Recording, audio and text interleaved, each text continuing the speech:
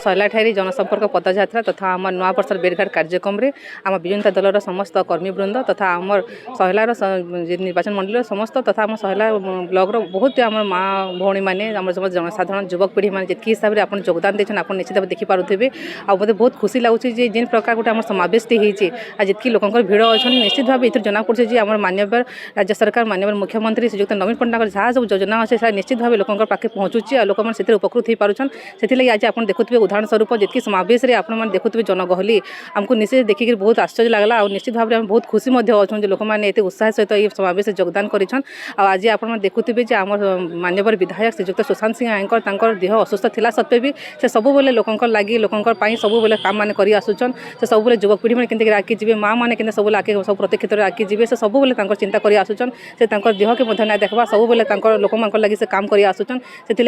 समस्त जनसाधारण बहुत उत्साहित सहित समस्त योगदान करुछन एवं निश्चित भाव आप देखुए जिन प्रकार जनसाधारण आशीर्वाद प्रेम श्रद्धा लगी आज मान्यवर विधायक तीन थर आम जीति पारिछन आ आगामी दिन के भी जिन निर्वाचन होगा निश्चित भाव देखुए हजार हजार संख्या मात्रा आम मान्यवर विधायक निर्वाचन होकर आम निर्वाचन मंडली के आसबे आम मैंने बहुत खुशी अच्छु और बहुत उत्साहित भी समस्त अच्छु ये प्रकार समावेश देखिक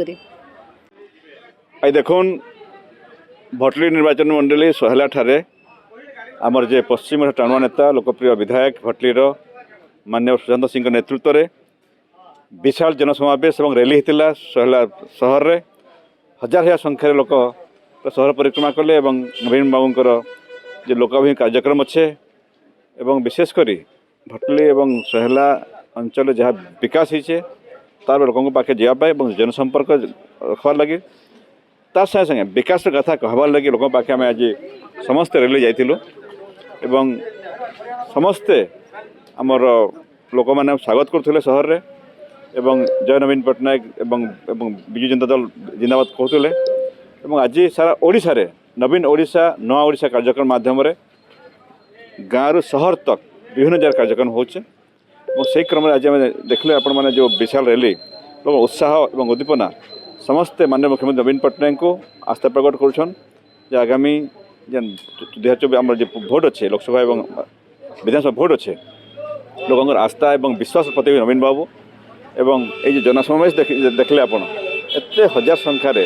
मुझे भावुँ बोधे 25,000 ऊर्ध्व लोक हे माने सहर सारा प्रत्येक गली रे प्रत्येक रास्ता छकरे नेशनल हाईवे लोक बोलुले एवं लोक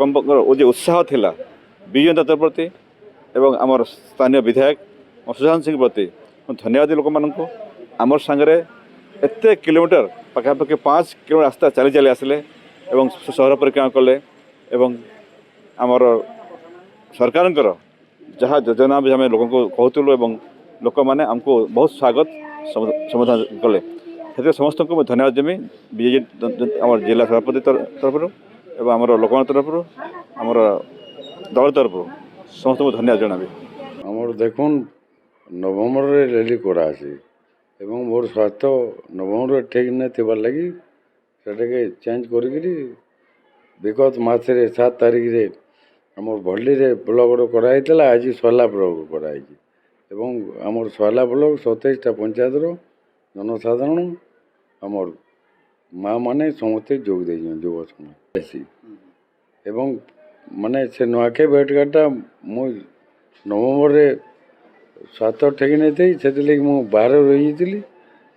से समस्त गोटे डिमांड जे आम गोटे रैली करमा एवं रैलीटा नवम्बर रे अच्छी नवम्बर रे जेहेतु मो स्वास्थ्य ठीक नहीं थी रैलीटा आज करा वार्ता इनो आमर देखुन यहाँ आमर सोहला आम नुआ वर्षर भेटघाट विकास यात्रा ना कराई आम प्रत्येक वर्ष रैली कर 2004 रू करदेलु आज नुआ नुह से माने जेहेतु नहीं पाते 2 मास डिफरेन्स हो 2-3 मास एपट सेपट हो प्रत्येक वर्ष गला वर्ष भी होता 2023 भी माने 22 कराए 23 कराए प्रस्तुति देखुन मो विगत जोड़े निर्वाचन मो प्रचार कराने लगे एवं आपन देखबे पंचायत निर्वाचन केवल मुई माने आमर एमएलए इलेक्शन 69,200 भोट पाई आमर ईवीएम और बैलेट पेपर मिसिक किंतु चले निर्वाचन रे माने ଆମର 1,13,000 ପାଖାପାଖି ହେଇଥିଲା ଜିଲ୍ଲା ପରିଷଦ ଏବଂ ଭାରତୀୟ ଜନତା ପାର୍ଟି 48,000, ଯେନ୍ଟାକି 63,000 ପ୍ଲସ୍ ଭୋଟ ନିର୍ବାଚନରେ ମେଜରିଟି ଥିଲା ଏବଂ ଓଡ଼ିଶାର ସର୍ବାଧିକ ସମିତି ସରପଞ୍ଚ ଏବଂ ଜିଲ୍ଲା ପରିଷଦ ଗୋଟେ ଅନକଣ୍ଟେଷ୍ଟ ହେଇଥିଲେ। ସାମ୍ନାବାଲା କିଏ ନମିନେସନ୍ ନେବଟି ମାନେ ମାନେ ସଂଗଠନ ଆପଣ ଜାଣୁଥିବେ ସଂଗଠନ ଷ୍ଟ୍ରଙ୍ଗ ଥିଲା ଯେ ଜିନିଷ ସମ୍ଭବ ହେଇପାରୁଛି। ନିର୍ବାଚନରେ ଗମନାଗମନ ଧରିକିରି ଜଳସେଚନ ଧରିକିରି ମାନେ ଶିକ୍ଷା ସ୍ୱାସ୍ଥ୍ୟ ସବୁ ଜିନିଷରେ ଆମେ ମାନେ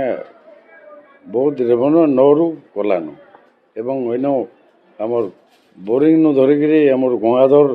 ଜଳସେଚନ ପ୍ରକଳ୍ପ ମେଗା ଲିଫ୍ଟ ରମାବନା ପାଖାପାଖି 1,00,000 ଏକର ଚାଷ ହେଇପଡ଼ୁଛି ମାନେ ସବୁକେ ମିଶାମ ବୋଲେ ଆଗାମୀ 17 ତାରିଖ ମାନେ ଗଙ୍ଗାଧର ମେହେର ଷ୍ଟାର୍ଟ ହେଇପାରେ ଆମର ଏନ 7ଟା ପଞ୍ଚାୟତରେ ମାନେ ପାଣି ଖାଇବା ଟ୍ରେଲ୍ ସଲାନୁ ଏବଂ ମେଗା ଲିଫ୍ଟ ରମାବନା 3ଟା 14,000 ଏକର ଖୋଉଛି ଏବଂ ଆମର ବୋରିଂ ବି 22,500 ବୋରିଂ ଅଛି ଯେନ୍ଟାକି 50,000 ଏକର ଉପରେ ଜଳସେଚନ ହେଇପଡ଼ୁଛି ଏବଂ ଅମାବନା ସହଲା CSCକେ ମାନ୍ୟବର ମୁଖ୍ୟମନ୍ତ୍ରୀ 10 କୋଟି ଲେଖା ଦେଇଛନ୍ ଯେନ୍ଟାକି ନୂଆ ବିଲ୍ଡିଂ ସହଲାର ସମାପ୍ତ ହେଲାନୁ ଅମାବନାରେ ଭୁକ୍ତାରେ ଚାଲିଛି ଏବଂ ଆମର ପ୍ରତ୍ୟେକ ହାଇସ୍କୁଲକେ ଆପଣ ଦେଖିବେ ବୋଲେ ରାସ୍ତାଘାଟ 80% ଗାଁରେ ନେଇଥାଏ